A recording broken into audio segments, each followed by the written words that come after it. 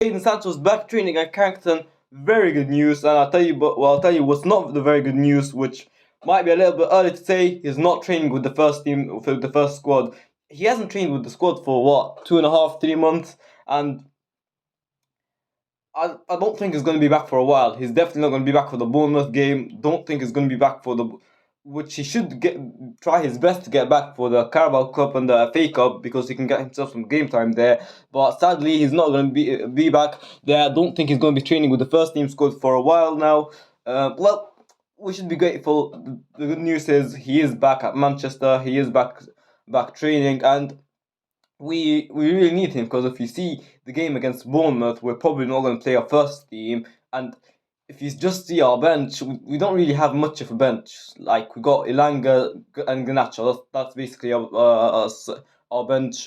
Because our first choice is Anthony, Rashford, and Martial, and then we got Ilanga, which should be going on loan, but is not going on loan and sitting on United's bench because we need him as a backup. But do I think Jaden Sancho can turn it around? I want him to, but I don't really. I'm gonna say, even though I don't think that's 100% what's gonna happen, I'm gonna say I think he can.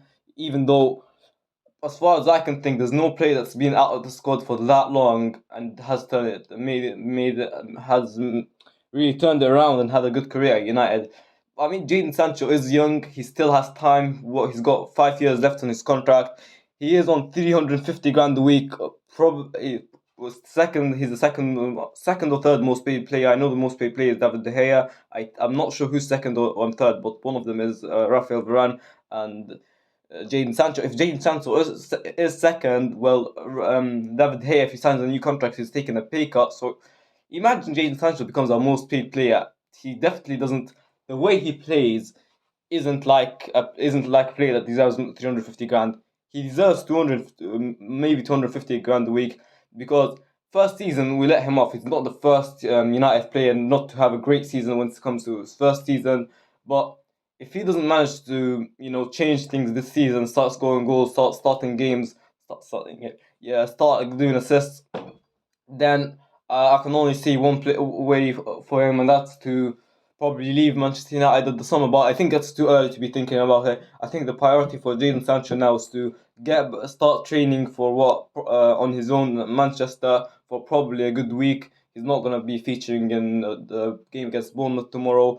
Then start training with the first squad, get some minutes on his legs, and then I think he should be trying his best to become a starter at United, and we really do need him because January transfer market has opened yesterday, and Ronaldo has left 2 months ago, probably even more than 2 months ago. So we probably should have had enough time to get a striker in now, but we don't even know who we're going for as a striker. So if we don't even know who we're going for, then I don't think we're close to getting any player.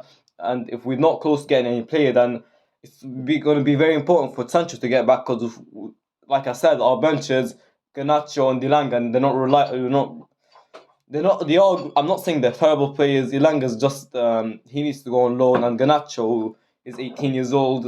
Is young. He needs developing. We can't just be throwing him in every week if another player is injured.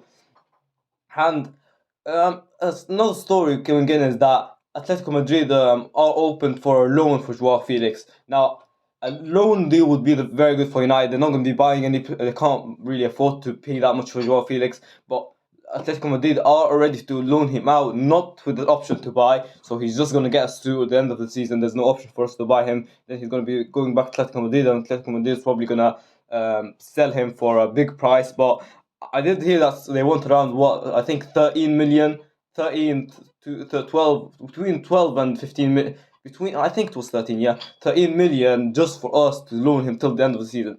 And Joao Felix wants around 5 or 6 million till the end of the season from wages, which is, I did hear, was more than how much he gets at Atletico Madrid. Now I'm thinking, there's a player there who wants to leave Atletico Madrid, dreams of playing the Premier League and asking for high wages than he's getting at Atletico Madrid when he's getting loaned out. I think if he's asking for that wages, I don't I think we should be negotiating with him to get him on a lower wage than he is, because it's already more expensive. I think we should be negotiating with Atletico Madrid for a lower price just to loan him till then. Because thinking about it, we might spend £20 million just to have him for until the end of the season. So basically, what, 5 6 months? I don't think we should be paying that much. Probably 15 million would be too much to have a player till the end of the season. But we should just do it and then go for like an Osman at the end of the season, when in the new transfer market, when we have new owners, because we will have new owners by the next transfer market. That's it for today, guys. Make sure to subscribe. I actually haven't been telling anyone to subscribe, and my subscribers aren't that much, let's just say. But subscribe. See you in the next one. Bye bye.